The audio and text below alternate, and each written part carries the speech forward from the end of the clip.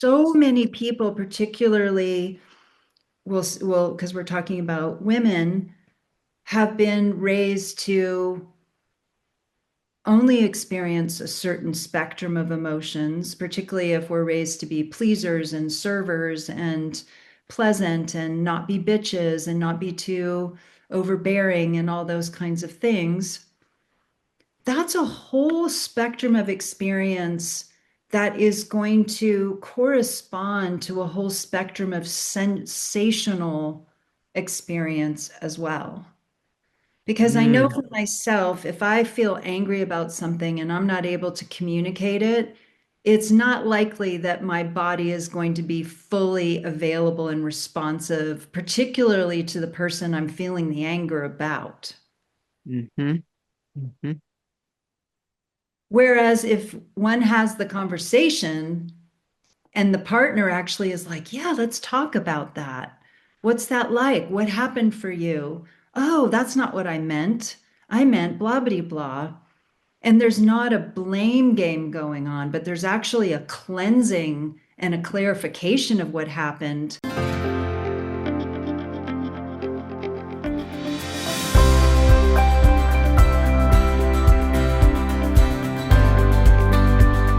What if the best chapter of your life hasn't even begun yet? What lies within you is the power to live brighter, bolder, and truer than ever before. So welcome to Vivatude, where caregiving, connections, and career come into balance, and where your vitality, vision, and voice shines through. Because the revolution isn't out there, it's already within you. Welcome to Vivatude. Hello and welcome to Vivatude. I'm your host, Lauren Archer, and in the segments that I host, we talk about emotional and spiritual wellness. And that's a big topic, especially for women in midlife. And today we are going to have a rich and juicy and meaningful conversation about emotional and spiritual wellness from the perspective of embodiment. Now, I don't know about you, but I can say that when I was at the peak of my midlife challenges, I was raising children, taking care of aging parents, putting everyone else's needs before my own. Can you relate? Does that sound familiar? I was so disconnected from my body that I was not hearing my body's inner cues and clues. And that caused me a fair amount of pain. And it ended up, I'll save you the whole story. But how I navigated out of one of the most challenging times of my life was by learning to listen to my body and to my body's intuition and that inner wisdom as it moves through. So today we are going to really dive deep into that topic, and I'm excited to introduce you to my amazing guest, Ali Mezey. Ali is a self-proclaimed body whisperer with over 40 years of experience working at the intersection of sexuality, trauma, and embodied intelligence. As a somatic body therapist, a sexologist, a family constellation facilitator, master body worker, and public speaker, Ali is the creator of what she calls personal geometry, a groundbreaking body based method that reveals and transforms unconscious patterns behind things like sexual challenges and relational dynamics. Developed through decades of clinical practice, including work in leading Los Angeles rehab centers. Allie's approach succeeds where talk therapy often falls short. Allie works internationally with individuals, couples, and professionals, and is the creator and host of the Brilliant Body podcast, which I highly recommend, by the way. And that is created to explore and advocate for the intelligence of the body and how to thrive as the bodies we are. So, Allie, thank you so much for joining me today. Welcome to this rich conversation. Thank you for having me. I always love to talk about the brilliance of the body, and particularly with the lovely you, Lauren. I've heard so many beautiful things about you, and it's just really a pleasure to be in your presence. Well, likewise, I have been listening to your podcast and I find the level of depth and heart and soul very refreshing. And it's your perspective, I think, is so needed right now, especially for women who are navigating midlife, who are taking care of others and putting others first. And I'd love to start with a little bit of your story and especially in context of what does that mean, like when we're disconnected to our bodies, and do you see this? Is it an epidemic? Is it happening all over? How did all this spark for you to get into this work? Okay, let's see. So I'm actually going to just begin with even the use of that particular language because we talk about it a lot, our relationship with our body in the realm in terms of connection or disconnection. To me, that is an erroneous concept. We cannot be disconnected from our bodies or we'd be dead. So even if we're discussing it in that way or referring to it, it's kind of like going down a path and trying to find something that is not where we think it's going to be. So we'll try to quote unquote listen to our bodies or be connected to our bodies when really it's right here. It's what we are. It isn't like I am the cognitive mind. That's who the self is. And then my body is this thing that carries me around, or maybe it's a temple as opposed to a vehicle, but it's still something that seems to be other and nonverbal and even almost non-sentient to how we've been raised. So when you ask, is this everywhere? Yes, in Western cultures, in non-Indigenous cultures, we have been systematically and systemically educated with this notion that we are not our bodies. So if we view our bodies in a very different way, which by the way, I was thinking about it early this morning when I was anticipating speaking with you, and I was thinking about what I was like as a little kid. And it was obvious to me from when I was very young, as it is for, I'm sure, many of your listeners, that animals were far more intelligent than people, than most humans give them credit for, because they are the bodies that they are, their instinct.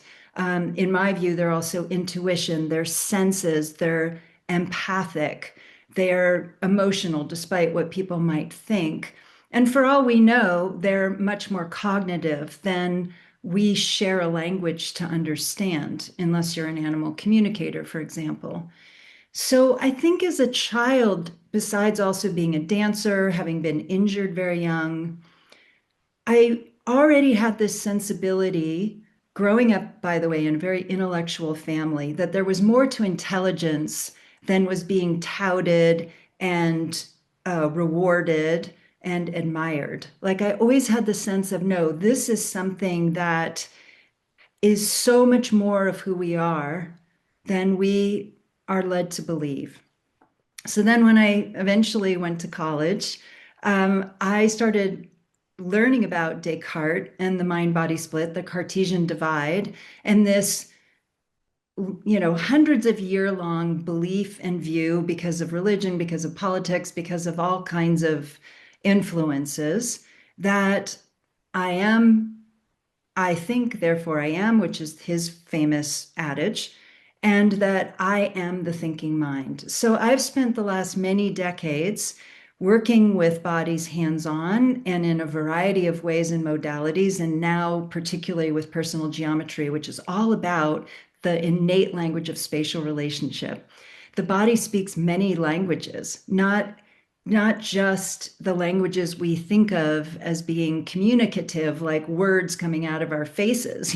Like there's so much going on here that in my view is a much more expressive way to think about it than just the body being wise, for example. Well, what does that mean? For me, wisdom is something that's much more kind of lofty and intangible, and maybe it will blow through and we'll get to catch it if we're lucky or if we meditate enough.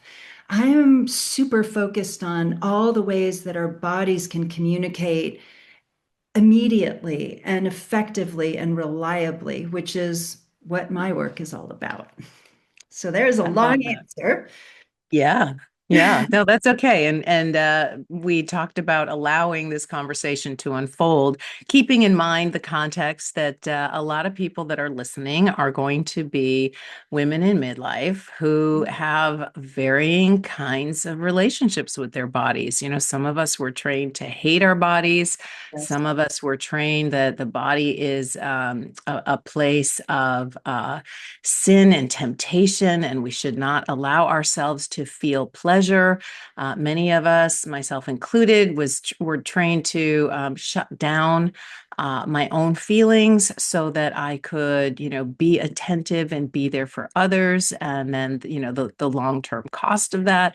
So, yeah, I'm curious in terms of your work. What do you see as trends, and how do you help people, and maybe some wisdom for just putting this in context with people who are just tuning in and going, well, yeah, I have a body. What is it? I've never really thought about it, right? How do we Yeah. connect with Yeah, I love that. And I so identify with everything you just talked about, which I think is so common, particularly with women and also with men in really interesting ways who have been taught that they're not supposed to feel much emotionally. They're supposed to always want sex, for example. No sex is bad sex. They're also caught in this this reductionistic experience of what it is to be a body. So with specifically with midlife, I think there are so many fantastic gifts that happen as our bodies stop functioning the way we can expect them to. And this is true for all genders. Like as our hormones change, as we might have different pains and physical restrictions, as we become more self aware, hopefully, as hopefully our relationships deepen and are more intimate, and we're able to take more risks in communicating things that might have been frightening when we were young. And so we just went along with things that we were taught to go along with. We have all these opportunities to stop and actually experience what it is that is really going on here. Again, as flesh and blood and bone and energy and emotion, all the things that the body is experiencing in ways that if we just notice it, we will learn and get to share so much more than, for example, just sort of genital interchange that may or may not be pleasurable and maybe never was, for example.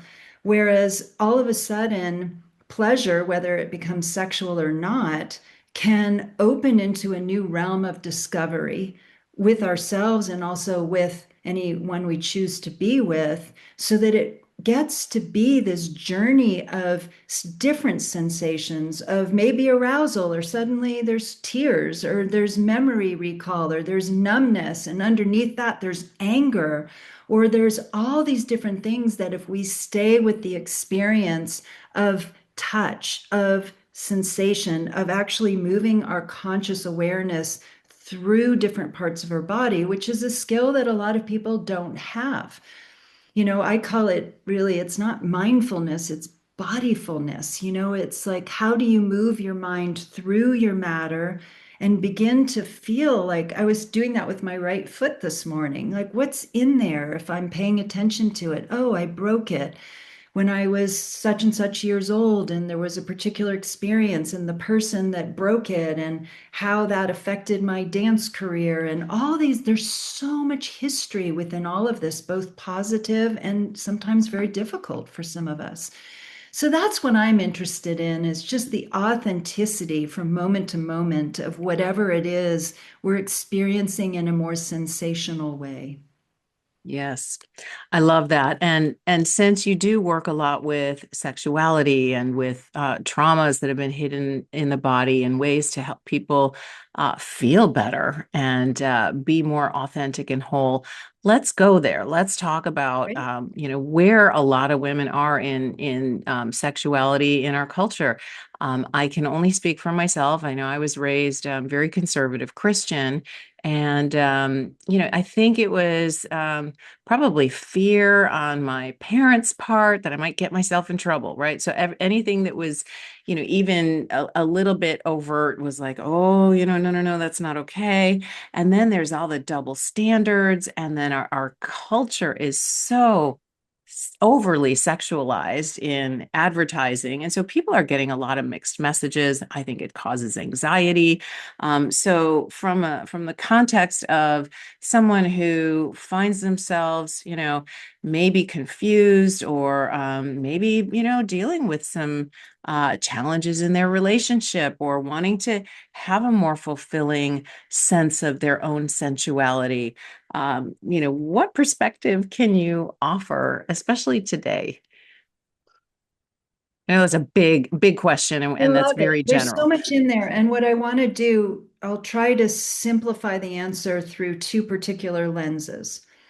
There's objectifying ourselves because we learned how to do that by all the objectification that we were raised with from the moment we remember being described by other people that you're pretty, you're beautiful, you're not so good looking, you're fat, you're whatever, all those different things that we imbibe and deeply record into our whole sense of who we are as bodies.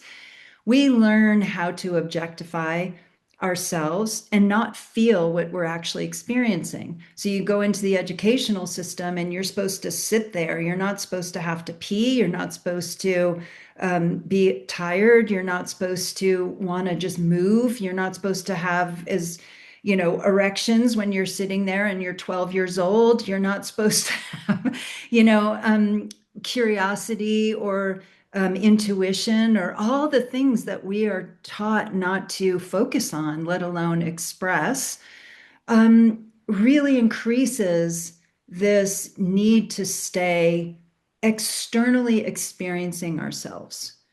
So then you get all the judgments about thin, fat, pretty, not desirable, desirable. Well, I want to be really sexy, but I can't even feel myself as a sexual being, what I really want, don't want. Do I really want to consent to that? What am I actually really consenting to? So that further complicates things. But all at the bottom of that, in my view, is can we just slow down in ourselves now and feel ourselves from the inside?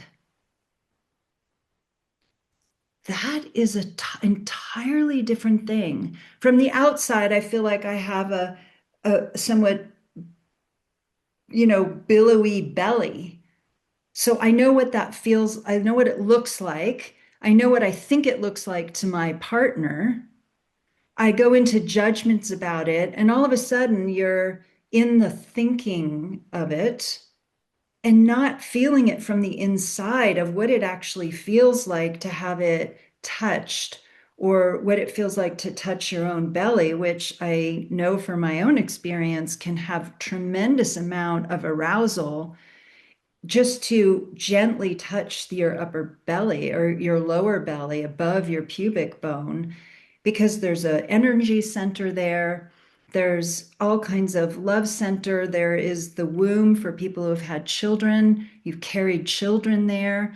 There is so much there that is just waiting to be noticed and experienced from moment to moment. But if we're in the judgment of how we think it looks based on a certain social ideal, we're not even slowing down enough to just breathe and move with it a bit and feel like what that's like to touch either ourselves or let someone touch ourselves without that immediate judgment that will completely disconnect and dissociate us if we're not careful.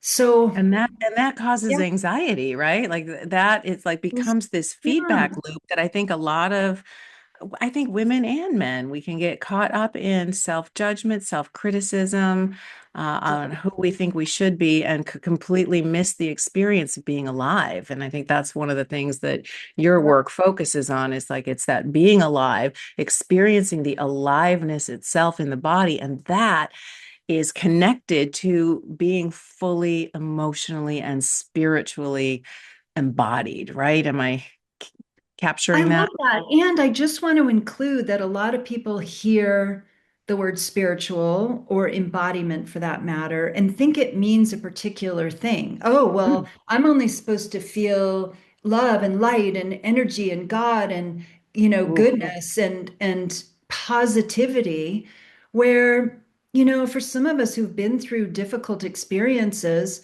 just basically gently touching our lower belly, for example, can bring up, a cesarean gone bad and not having been listened to. It can bring up abortions. It can bring up rape. It can bring up somebody telling you you looked fat. It can bring up anger. It can bring up, like I said before, tears. It can bring up elation and pride in the body that you are and the woman and the curves. And you could remember a compliment a really appreciative lover gave you about how womanly you are. It can bring up all kinds of things. And that's what I'm really about and really interested in is how to encourage people to experience whatever it is they're experiencing because it keeps moving, it keeps changing. You can go from experiencing anger and resentment or terror that you can't feel anything at all, and you be with that because, as they say, numbness is a feeling in itself, and you feel that experience of numbness.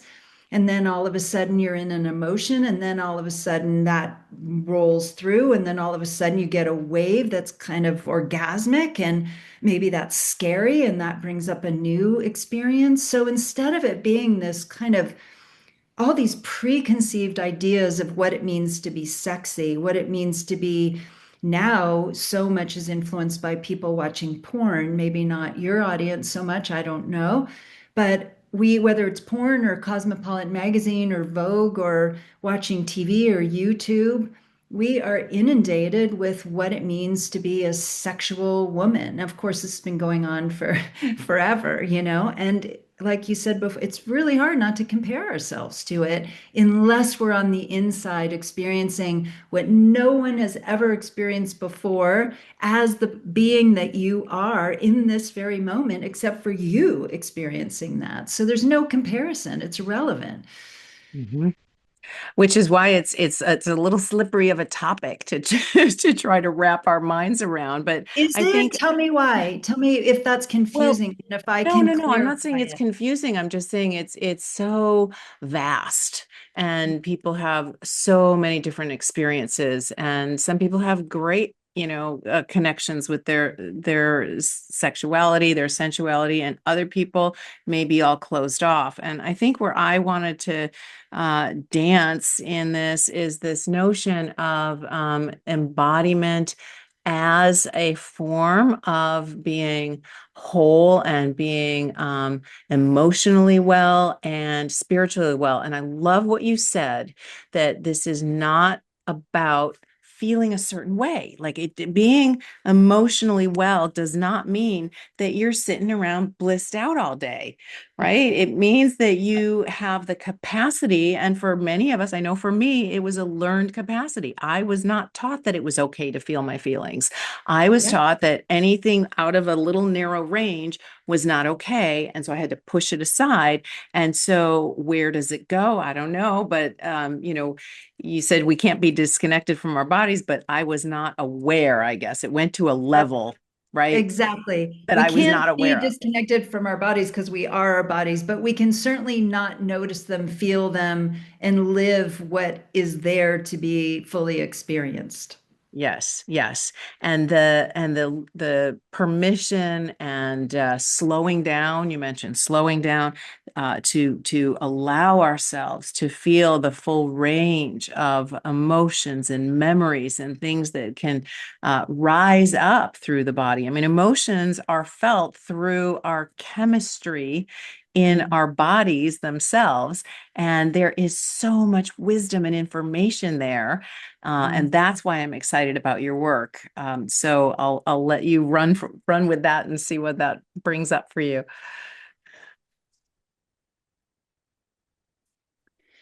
Yeah, I was just thinking when you were talking about all the emotions that you weren't allowed to experience, but of course, nonetheless were.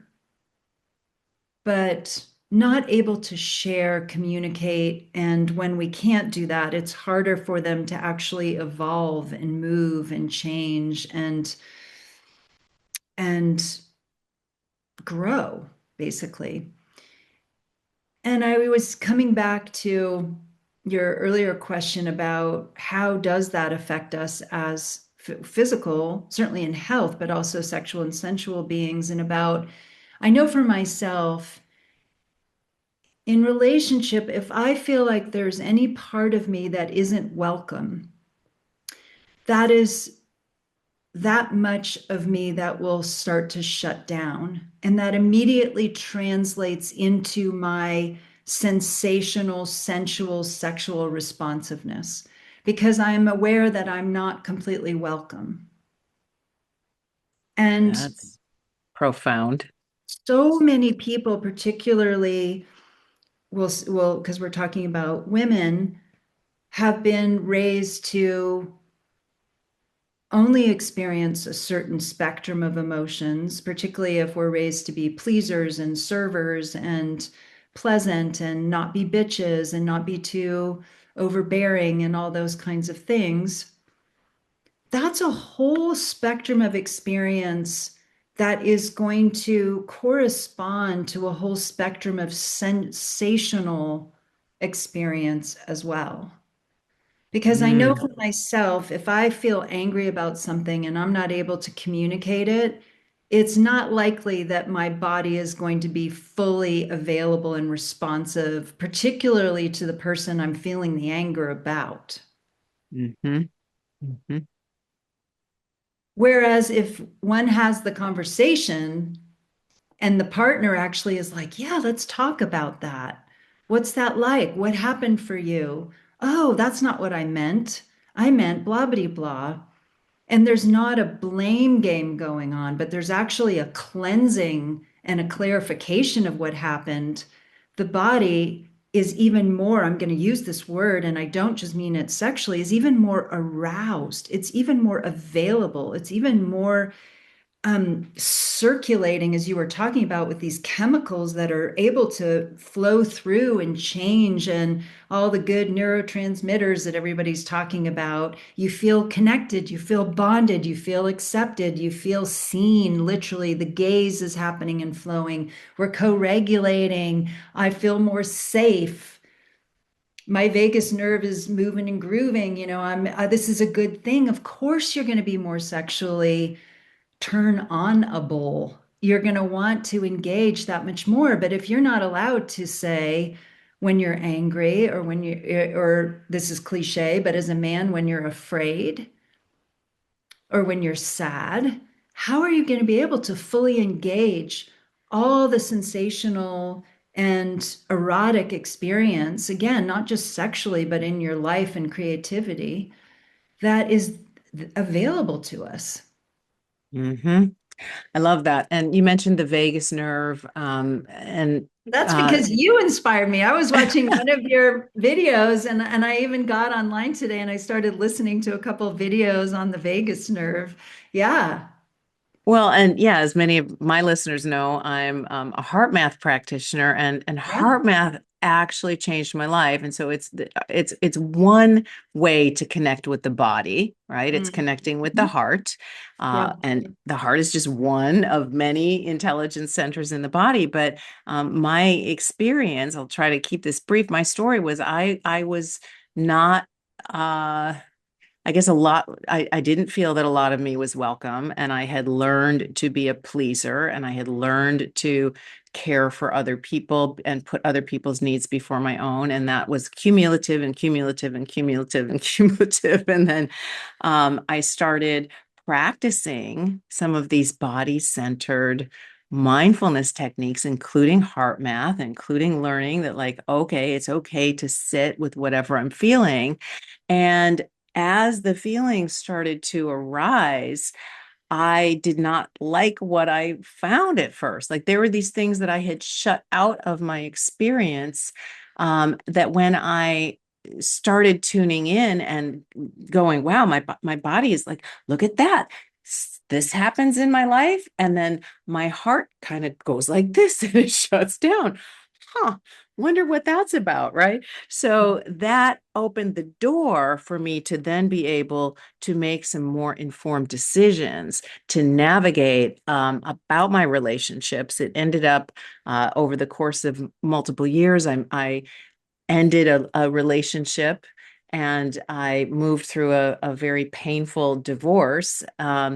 And it was for the highest good. And now I'm in a long-term relationship with the love of my life, and where more parts of me are welcome. But that's another story. But I think my story may be relevant in that um, to whatever extent we can begin to allow ourselves to feel, to connect with the heart. You mentioned the belly, the vagus nerve, to feel what's happening in our body and to listen for the information that comes through. That can allow us the tools to navigate various situations and make decisions about our well-being. Does that sound accurate? Yeah, I agree with you. And one of the things that I've learned in these last years from a colleague and friend, Philip Shepard, is not just to the belly, but actually to the pelvic bowl. That the fastest way to get present, as we like to say, a lot in embodiment culture and spiritual practices, is to move your conscious awareness all the way down to the base of your body, on the inside of your body, and it will change what you even think about or how you perceive. Wow. It's very wild and very effective. And so, even as before we began speaking, that's what I'm always trying to remind myself and often succeed at reminding myself to do is feel that lower body. Sometimes people, we can only feel it from the outside of just rocking on a heart, our surface, so that we can feel the outside of our pelvic bowl. But if you come on the inside where the muscles right inside the vaginal walls and really at the base of our pelvis and of our torso, there is an anchoring and an opening that can happen, again, not in a specifically sexual way, but that is just the base of who we are. We can ground in a way that is not is sensationally quite a different experience when we stay higher up in our body or aware of our higher body. That said, you are clearly a really heartful person, where the heart it's a deep value for you to navigate the world from and with and as, which is just beautiful to hear that. I love that so many of your decisions in these past many years have come from what your heart is expressing to you. And I want to remind us that if you prick a finger, it bleeds because the heart actually is all the way through the body. The Mhm. heart is the whole circulatory system. It is the Yes. blood, the oxygenated blood that moves through our whole body. So that brilliance of the heart, that, as you say, is so wise and so available to us, the more we attend to it, pay attention to it, and love it, and love from it, it is literally circulating through our whole bodies, as is our brain, through our whole nervous system. So we Hmm. like to slice and dice in our very left brain capacities, our cognitive, okay, this is this, and this is the heart because the organ sits right here, or this is the brain, and that's, whereas everything is moving in such a miraculous and beyond understanding kind of way how integrated we really are. I love that. And I do recall hearing one of your podcast episodes about that. I don't know if it's appropriate on this show, but I wonder, I'm curious now, can you give our audience a little mini practice that we can do to ground, to connect with that pelvic bowl and how we might start using that in our daily life? I think that's Sure. beautiful. I mean, I just need to give a shout out to who I just named. And on my podcast, he was an early guest and I asked him to do a meditation, and you can go to his website and get his meditations directly. So I can give you my version of it Okay. because I learned so much from it. Um, and it's just so helpful. So, yeah, let's just take a moment. You can close your eyes or not close your eyes, depending on what's easier for you. Oftentimes, because we're such visual beings, what we look at is where our attention goes. So let's just go ahead if you feel comfortable, if you feel safe in the environment you're in, and you don't need to keep vigilant about what's around you. Just close your eyes and notice what your body does. I notice that I start rocking a little bit, and you might notice that my voice is slowed down a bit. I'm also feeling more in my chest right now. So to begin, just notice whatever it is you're experiencing. If you just pay attention to it, there might be a pain you're experiencing or confusion, which may have an actual sensation to it. And notice how, if you're like most of us, our thoughts seem to be in our skull. Some people, thoughts can feel like they're exterior the skull, outside of the skin or the skull specifically. But notice if it seems that your thoughts are actually inside the orb of your head.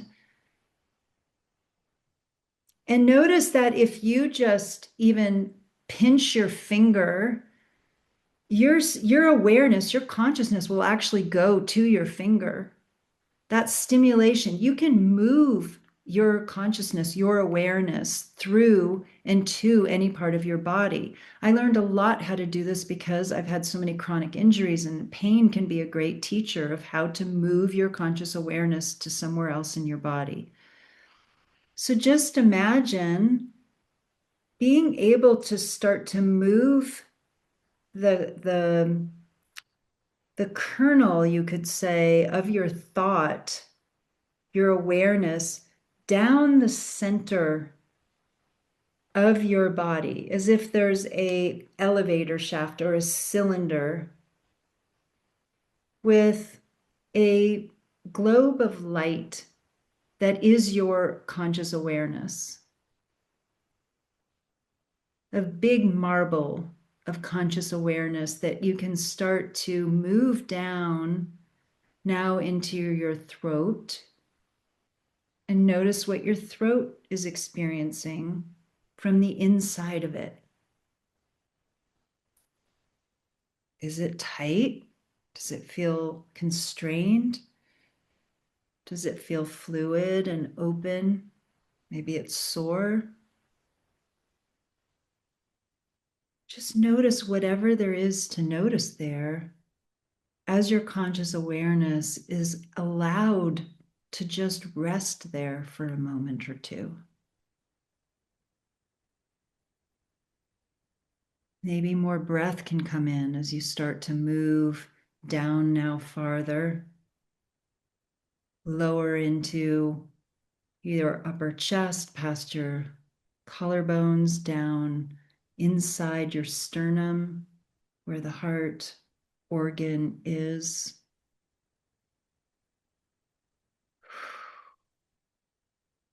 I'm noticing my heart and chest feel a bit restricted today. That may or may not translate into an emotional experience. You might just be kind of called or inspired to move a little bit. That can help you feel more about what your experience is in the chest, not just as an organ or as a concept or as a chakra, but also as this ribbed container, this ribbed volume that holds this mystery that you are as an incarnate being of love. And love might feel very different in particular at this moment. It may not feel all lovey-dovey. It might feel sad or angry or dull. So notice what that is before you start to move down farther through the solar plexus, which is full of this nerve nexus communicating to all our organs. Notice what happens when you move down there. Does judgment start to come up? I start to feel a little lightheaded. What happens if you soften it? A lot of us are very tight in our diaphragms. We clench a lot. This can also create a buffer between our hearts and our pelvises and our sexual fluency and electricity, you can say. So the diaphragm can be used very unconsciously as a mechanism to kind of damp down or tamper down our, I could say, organic experience or even our emotions or sexual arousal or impulses. So notice what happens when you just put your focus and your energy there, almost like you have fiber optics. And then as you move down farther now below your belly button, this is a common place to focus from and on if you're in the martial arts, for example, or in dance. And that will also have a particular lowering of your conscious awareness that can feel deeply calming. And for you, it might feel panicking or just strange. Or again, you might have judgment. Well, I must not be doing it right. I don't know what that is. Give yourself a little movement that can help you interocept and propriocept to really experience yourself as a three-dimensional being in space.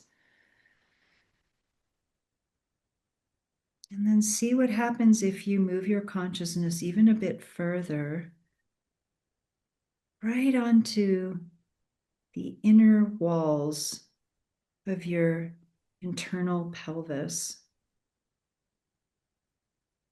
A Kegel, like a gentle Kegel, can help you find those muscles that are at the base of our being.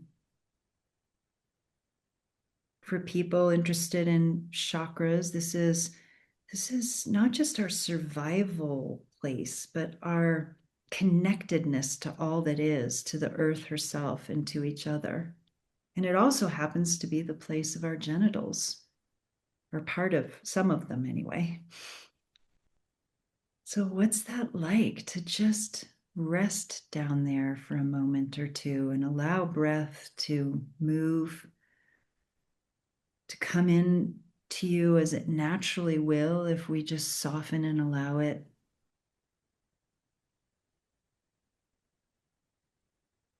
And just in this last moment, notice if the quality of your thinking, if you are thinking, has it slowed down?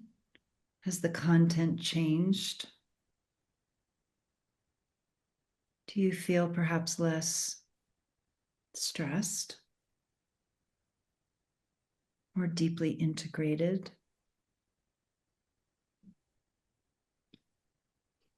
And see what happens when you open your eyes and just allow the visual world to enter you.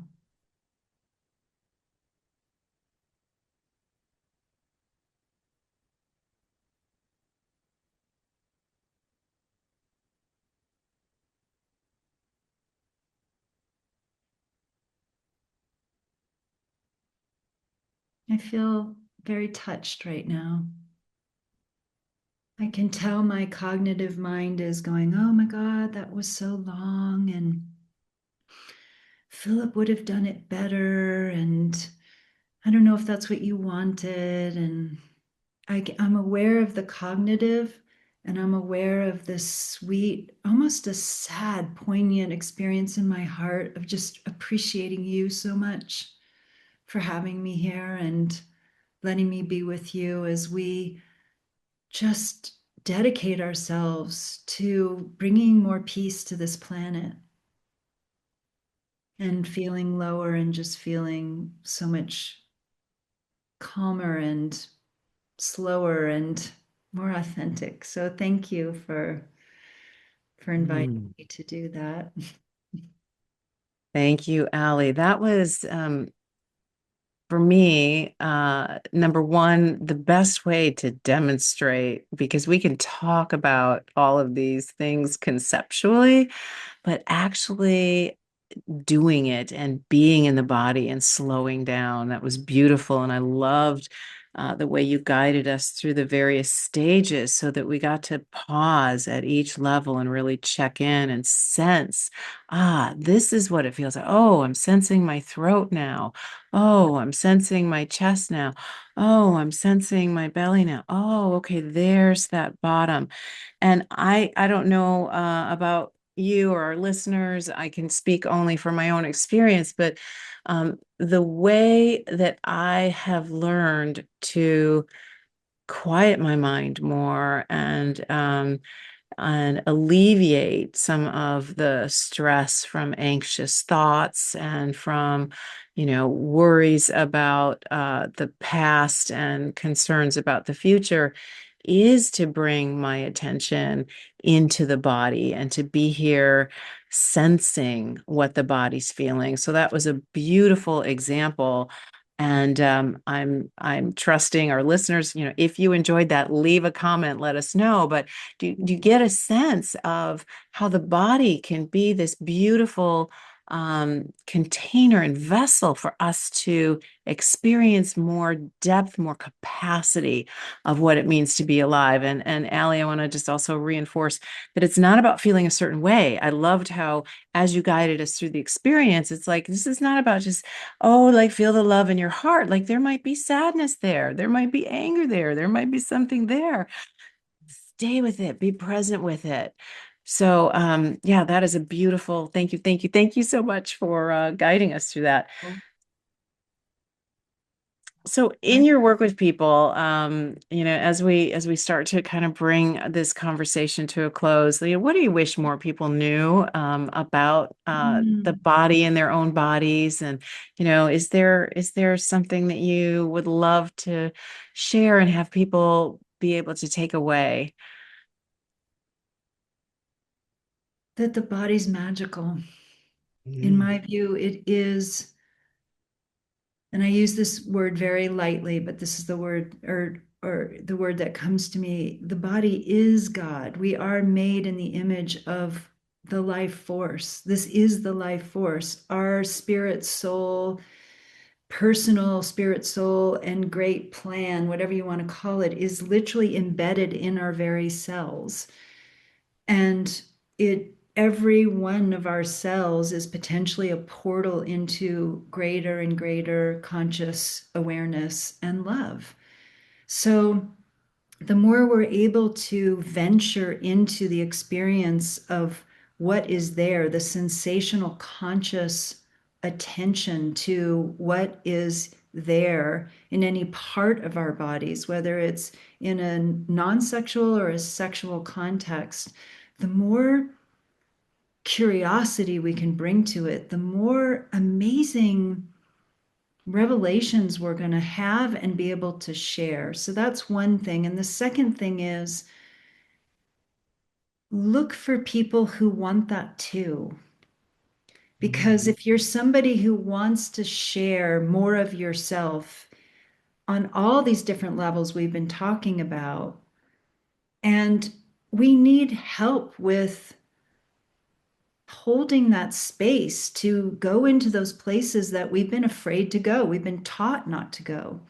And we have this opportunity, as we've been doing today, to be with each other, you and I together, getting to look at each other and speak together. But we are now also being with whomever's listening to this, Mhm. so that we're hopefully also co regulating and inviting and welcoming more of the truth of who they are in any given moment, because that's where true intimacy is going to be, in that authentic unfolding of whatever it is we're experiencing and expressing, and may I say, in a responsible way. I'm not just talking about flailing around and radical truth that's detrimental to ourselves and others, and oversharing or blaming of others because we're angry or throwing tantrums. I'm not talking about anything like that. I'm talking about our own accountability within ourselves and recognition of what it is we're experiencing so that we can be all the more authentic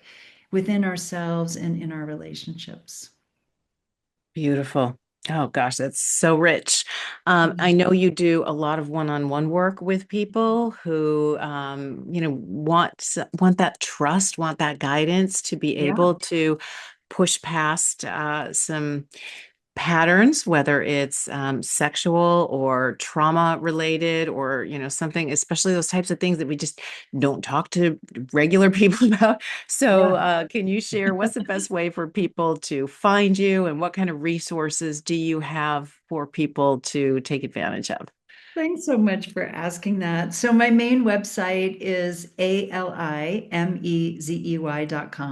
and it shares my services and my story and my classes. So I do work one-on-one or with couples, two-on-one, and go straight to what is really going on through the language of spatial relationship, which we didn't talk about much today, but rest assured that we can go directly to what is going on underlying the things that we tend to just think about and talk about and not quite make sense of, or think we've made sense of, and yet the problem persists. So I work with people to really find out what their bodies know about any given issue or challenge.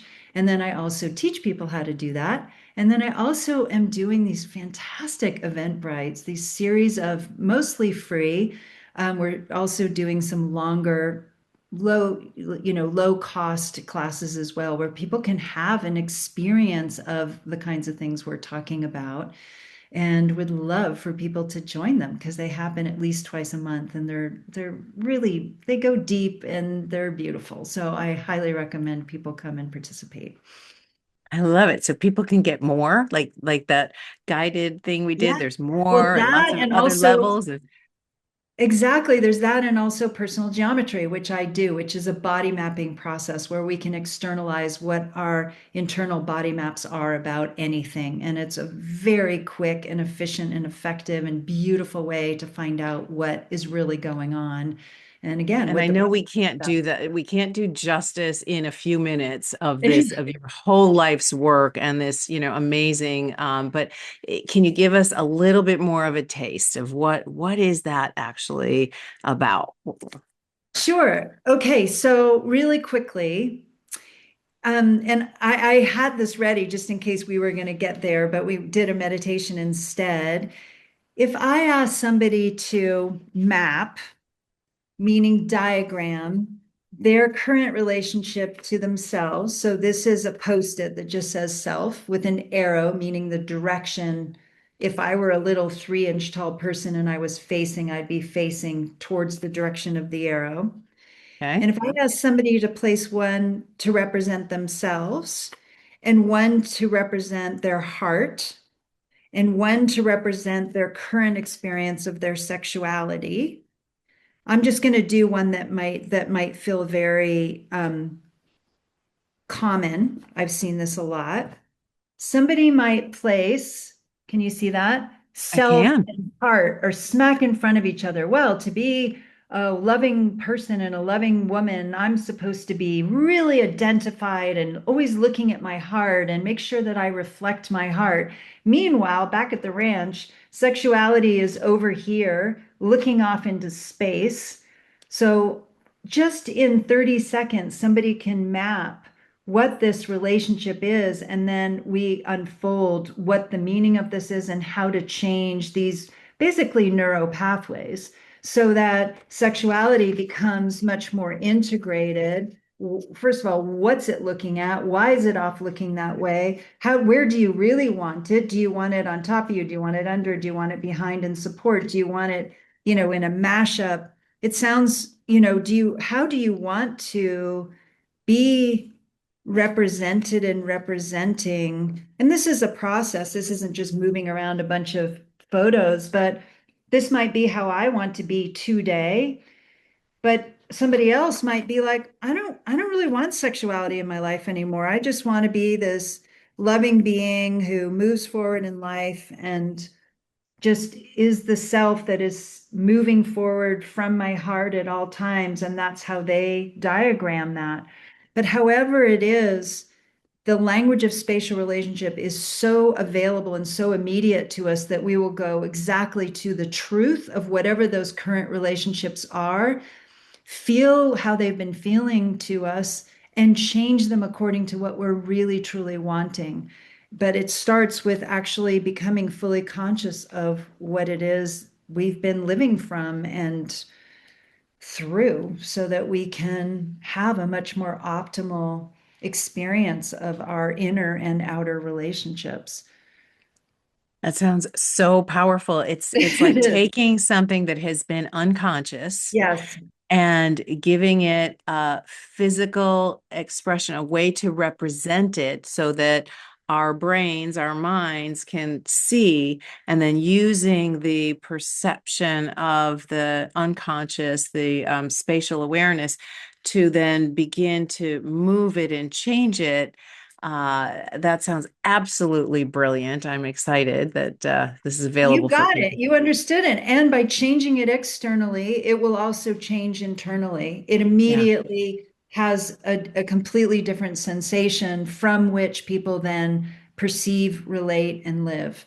So it's Yes. very effective. It sounds simple, and it is to some extent because we all have this capacity innately. We couldn't get from one side of a room to the other, down the road, or navigate any of our relationships if we didn't have this capacity. So it's just an example of one of the languages of the body and how Mhm. brilliant our bodies really are.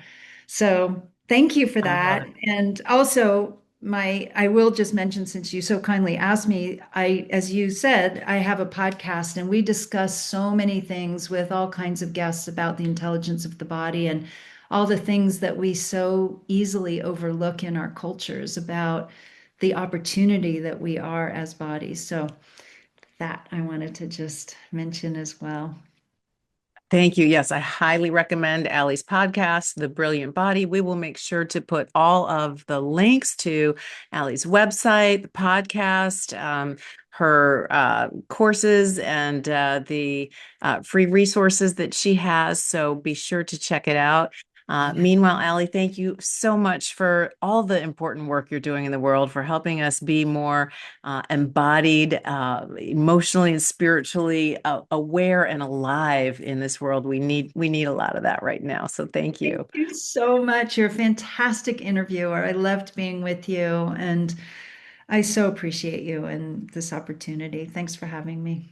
All right. Thanks everybody for tuning in to this episode of Vivatude. Again, I'm your host, Lauren Archer. If you got something, let us know what stood out for you, what resonated, what you're going to take away, and leave a comment. We look forward to staying in touch. Thank you. And thanks for listening to Vivatude. 4 hosts, 1 each week. We help you revivitude your next chapter, because purpose, passion, and prosperity isn't out there. They're already within you. Brighter, bolder, truer. Vivatude.